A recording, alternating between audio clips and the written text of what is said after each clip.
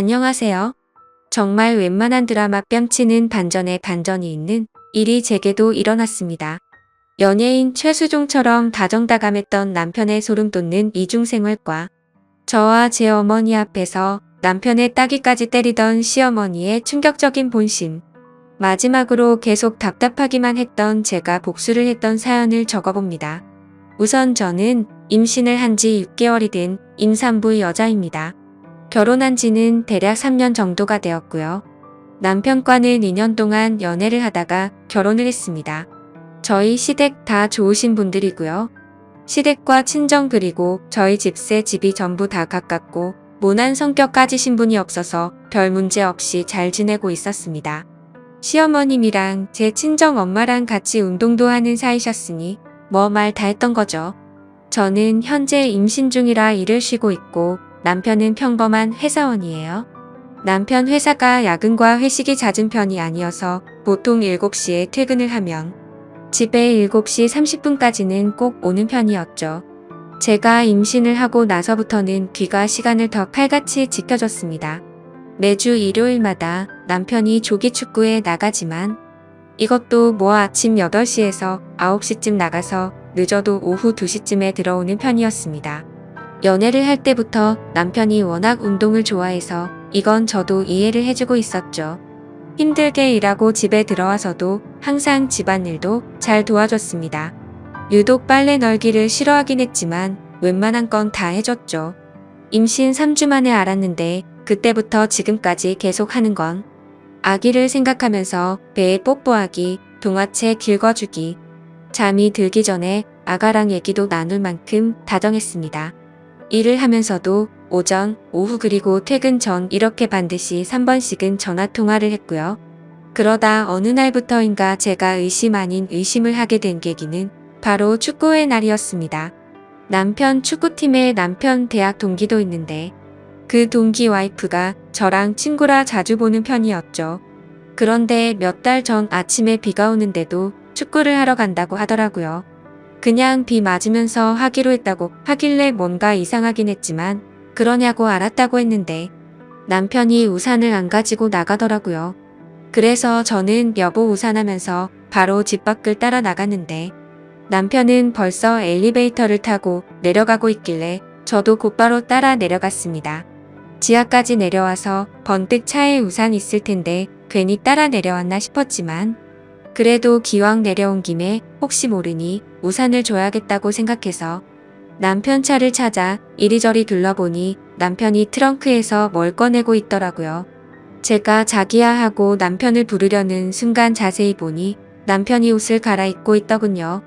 도대체 왜 주차장에서 유니폼을 갈아입는 거지 싶었는데 다시 자세히 보니까 유니폼이 아니라 제가 한 번도 보지 못했던 옷으로 갈아입고 있더라고요. 저 옷은 뭐지? 지하주장에서 왜 저러지 싶었지만 그때까지는 별다른 확신이 없기도 했고 당황한 나머지 일단 생각을 정리하려고 그냥 집으로 조용히 올라왔습니다. 그리고는 그 초기 축구팀의 남편 동기의 와이프에게 전화를 했죠. 간단히 안부 인사를 하고 혹시 지금 뭐 하고 있냐고 했더니 친구는 남편이랑 친정에 가는 길이라고 하더라고요. 제가 너희 남편은 축구하러 안 갔어? 라고 물어보니 오늘 비가 와서 축구가 취소됐다고 말을 해주더라고요. 그렇다면 도대체 내 남편은 지금 어디를 가는 걸까 생각이 들어서 곧장 전화를 걸었습니다. 하지만 남편은 전화를 받지 않더군요. 그리고는 평소보다 늦은 저녁쯤에 들어와서는 아무렇지 않은 듯이 또 아기에게 뽀뽀를 하고 애교를 부리길래 제가 민감한 건가 생각했습니다. 그래도 이상한 마음에 남편에게 왜 아까 전화는 안 받고 축구 오늘 취소된 거 아니냐고 물어보자 취소된 거 문자를 늦게 봤다며 그냥 나온 김에 회사 가서 잔업이나 했다고 하더라고요. 전화는 왜 안 받았냐고 물어보자 회사 올라갈 때 실수로 차에 휴대폰을 놓고 갔다면서 부재 중 전화 보기는 했는데 집으로 바로 들어올 거라서 그냥 왔다고 말하더군요. 그래서 그냥 그렇게 된 거구나 싶어서 아무 말도 안 하고 넘어갔죠. 그리고는 그렇게 또 평소처럼 지내게 되었습니다. 남편은 여전히 늘 그랬듯이 제 시간에 퇴근을 했고 다정다감했습니다. 근데 남편이 일요일에 축구를 하러 갈 때마다 왠지 모르게 느낌이 싸하더라고요. 원래는 어차피 땀 흘린다고 간단히 세수 정도만 하고 나가던 인간이 어느 순간부터 갑자기 샤워를 하고 나가더군요. 그리고 제가 지지난주 토요일 저녁에 남편에게 물었습니다. 여보, 내일 날씨도 좋다는데 내가 오랜만에 도시락 싸서 응원하러 갈까? 나도 오랜만에 바람 좀 쐬고 좋잖아 라고 했습니다. 제가 임신하기 전에는 가끔씩 남편이 축구할 때 도시락 싸서 구경하러 종종 가고는 했거든요. 그러자 남편이 깜짝 놀라면서 아이 잘못되면 어떡하냐면서 괜히 위험한데 오지 말라고 극구 말리더라고요. 조금 위험하긴 했겠지만 과하다 싶을 정도로 남편이 놀라는 모습이 이상했습니다. 원래 같으면 제가 간다고 하면 좋다고 싱글벙글할 사람이었거든요. 결국 도저히 의심이 커져가는 건 안 되겠다 싶어서 다음날 남편이 축구를 하러 간다고 준비할 때 저도 따라가기 위해서 콜택시를 불렀습니다. 남편은 이날도 어김없이 샤워를 하고 있었고요. 남편 차와 제 차가 따로 둘 다 있기는 했지만 제가 임신 중이라 운전이 어려울 것 같기도 하고 왠지 따라가다가 들켜버릴 것 같아서 택시를 부르게 되었죠. 아무튼 그렇게 준비를 마친 남편이 인사를 하고 나가자마자 후다닥 나와 미리 와 있던 콜택시를 타고 따라갔습니다.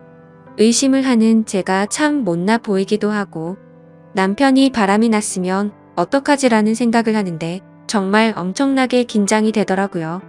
제발 아니길 바랬지만 역시나 남편은 원래 제가 알던 운동장 쪽으로 가지 않았고 번화가 쪽으로 향하더군요.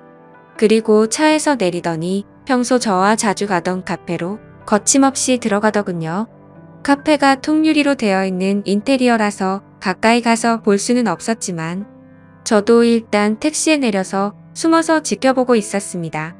남편은 어떤 여자랑 웃으면서 대화를 나누고 있더군요. 그래서 남편에게 전화를 걸어봤더니 밖으로 나와서 받으려고 하는 것 같길래 얼른 상가 뒤쪽으로 몸을 숨겨서 통화를 했습니다.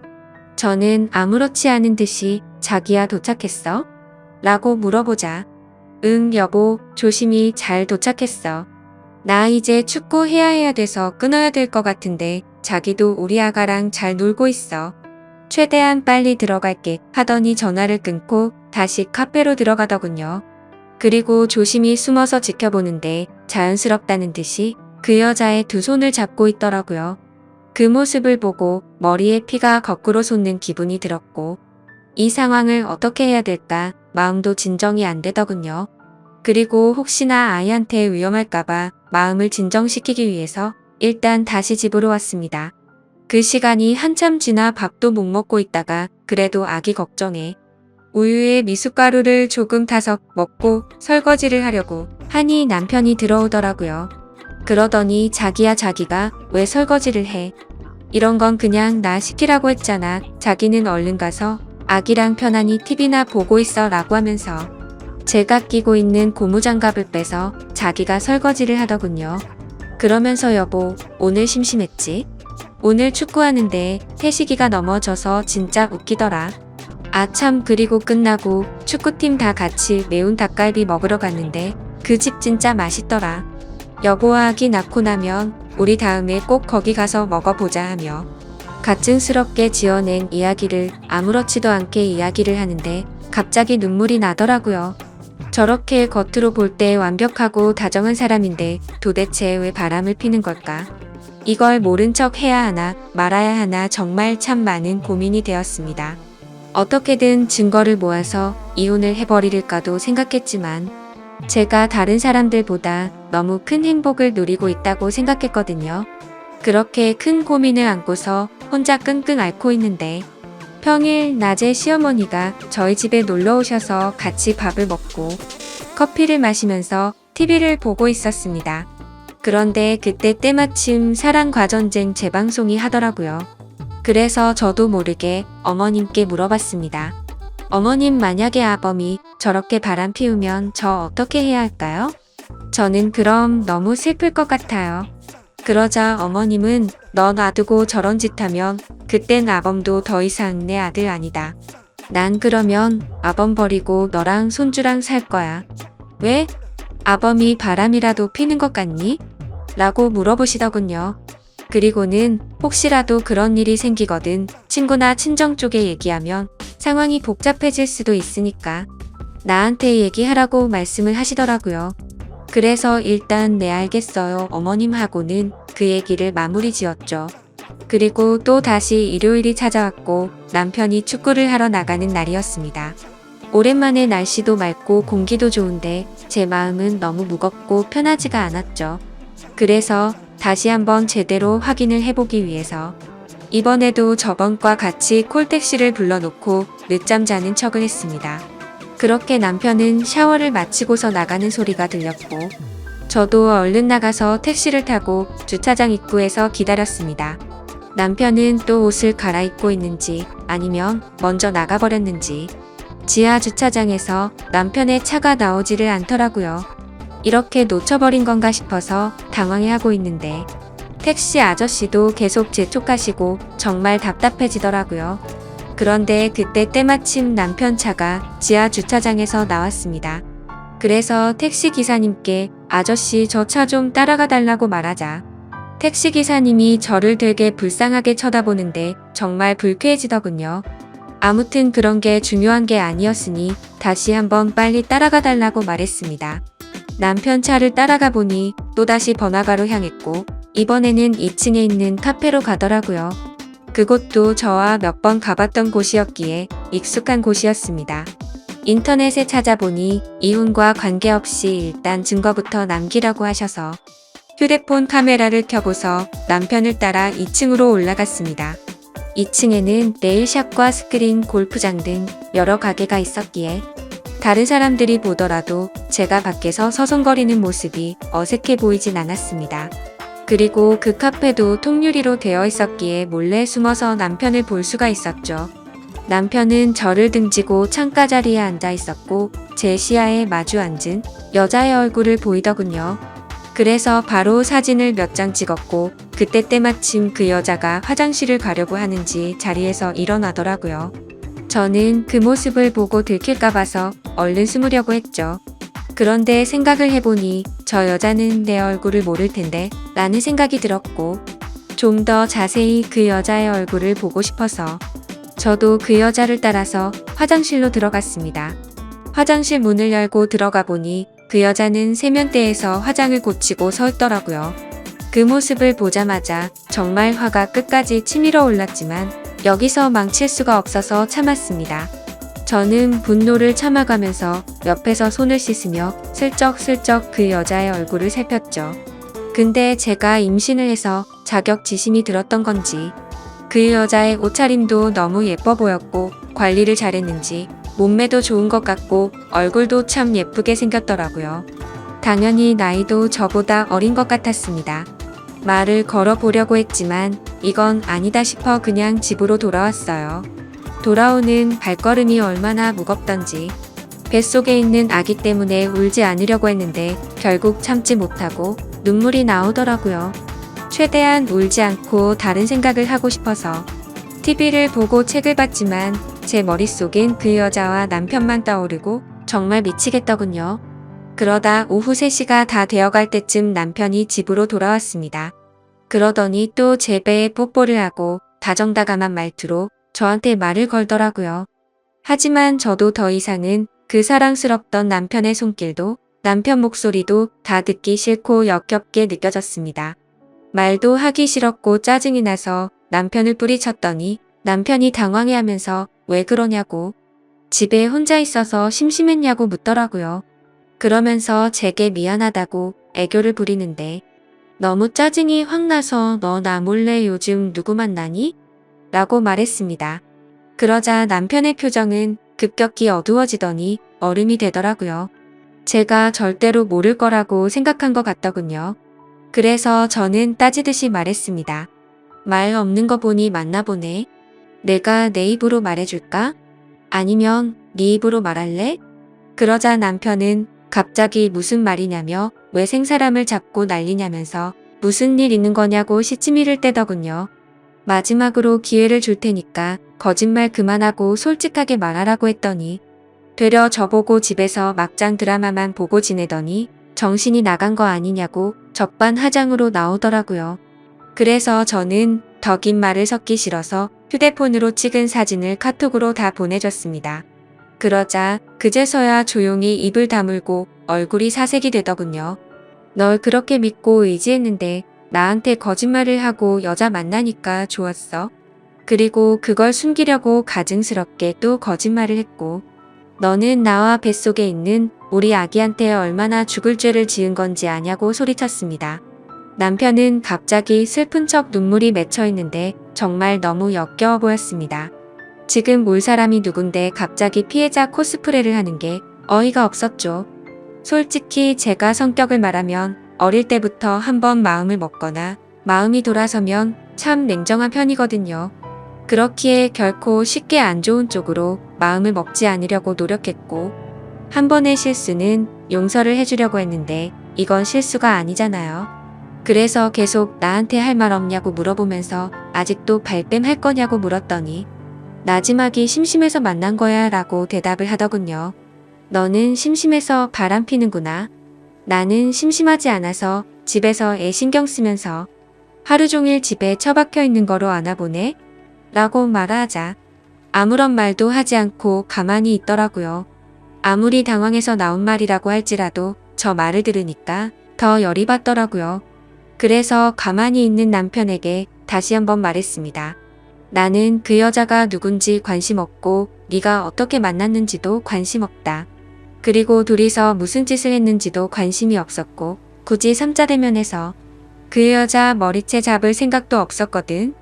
그냥 너의 솔직한 진심을 들어보려고 했는데 너는 계속 거짓말만 하고 반성하는 모습이 전혀 보이지가 않네. 이제 네 말은 믿음이 가지도 않고 앞으로 어떡할지 시간이 필요할 것 같다.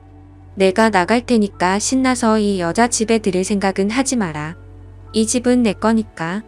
그렇게 저는 문을 쾅 닫아버리고 나와버렸습니다. 이 집도 저희 부모님이 사주신 집이었음에도 도저히 그 집에서 있기가 싫더라고요. 그리고 남편 보고 내 집이니까 네가 나가라고 하고 싶었지만 아직 당장은 시댁에까지 말하고 싶지 않은 생각이 들었기에 제가 나왔습니다.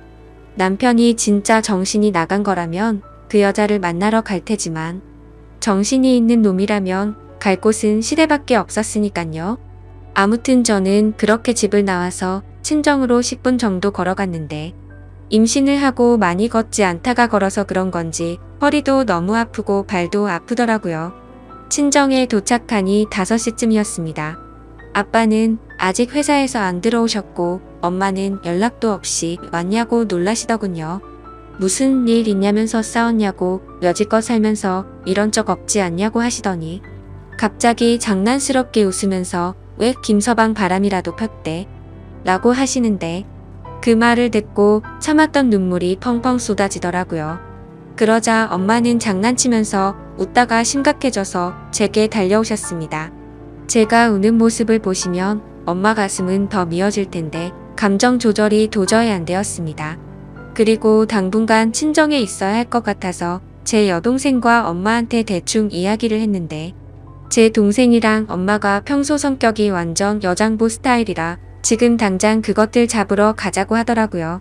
니네 시댁에서는 이 사실 알고 있냐고 물어보셔서 아직 시댁은 모른다고 했습니다. 그러자 엄마는 지금 우리 집은 그 집 아들 때문에 발칵 뒤집어져 있는데 왜 말 안 했냐고 얼른 다 같이 불러서 얘기를 하자고 하셔서 제가 싫다고 하다가 실랑이까지 벌어졌죠. 하지만 그래도 엄마가 계속 이런 일은 빨리 해결하는 게 좋다고 하시면서 네가 할 몸도 아닌데 계속 이렇게 떨어져서 지낼 수도 없는 거 아니냐고 하시더군요. 차라리 이혼을 하든 손이 발이 되도록 싹싹 빌게 하든 당장 해결하자고 하셔서 결국 시어머니께 전화를 드렸습니다. 원래 시어머니랑 저의 친정엄마는 밖에서 자주 만나서 같이 운동도 하고 차도 마시는 사이인데 순식간에 그런 건 의미가 무의미해졌습니다. 아무튼 시어머니도 제가 전에 한 얘기를 듣고 금방 눈치를 채셨는지 약간 상기된 목소리로 30분 내로 이곳으로 오겠다고 하시더라고요. 결국 그렇게 친정으로 다 모였는데 모든 사람들에게 다 가시방석이었습니다. 정적이 흐르던 중 시어머니께서 어떻게 된 건지 아범이 먼저 말해보라고 말문을 트셨습니다. 하지만 남편은 그냥 아무 말도 하지 못하고 계속해서 입을 다물고 있더군요. 집가 사람이라면 제 엄마랑 시어머니가 계신 곳에서 무슨 말을 어떻게 하겠어요. 결국 저희 엄마가 입을 열었습니다. 제 딸이 김서방이 바람피는 걸 직접 봤다네요 라고 하셨는데 그 말이 끝나기가 무섭게 시어머니가 남편의 따귀를 후려 갈기더라고요. 갑작스러운 상황에 다들 깜짝 놀라서 벙쪄 있는데 시어머님께서 말했습니다. 네가 바람핀 건 네 탓이다. 근데 지금 내가 드는 생각은 뭔지 아니? 너의 그 더러운 행동으로 내가 지금 사돈 앞에서 너무 수치스럽고 부끄러운 것. 그리고 내가 내 뺨을 때려서 뱃속에 있는 나 자식이랑 며느리가 놀랬을까봐 겁나는 것. 이렇게 딱 두 가지밖에 생각이 안 든다. 네 얼굴이 아프고 말고는 전혀 관심도 없어. 네가 진작에 무릎 꿇고 싹싹 빌지 않았으니 네 안사람이 지금 친정에 와 있는 거 아니냐? 며느리가 이혼을 하자면 하고 해도 포기해라. 그리고 위자료로 10억을 달라고 하더라도 빚을 내서라도 주고 네가 알아서 해라 이 정신 나간 더러운 놈아. 만약 네 안사람이 이혼을 안 하고 너를 용서해 주겠다고 하면 평생 감사한 마음으로 살라고. 이렇게 한참 동안 말을 쏟아내시더니 남편을 멱살을 잡고 나가셨습니다. 그리고 집 밖을 나서면서도 시어머님은 저희 엄마에게 90도로 허리를 숙여서 인사를 하고 나가셨죠. 저희 친정엄마도 그런 상황이 벌어져서 많이 불편해 하시더라고요. 아무튼 그런 모습을 보면서 저는 시어머님의 행동이 놀랍기도 하고 고맙기도 했습니다. 뭐 제가 없는 곳에서는 남편을 타이르거나 위로했을 수도 있겠지만 어머님의 그 행동이 저랑 제 엄마 앞에서 쉬운 건 아니었으니까요. 남편이 외동으로 자랐고 어머니께서 어렵게 제 남편을 가지셨다고 들었습니다. 저희 엄마는 사돈이 저렇게까지 하셨으니 이제부터는 네가 남편이랑 얘기해 볼 문제라고.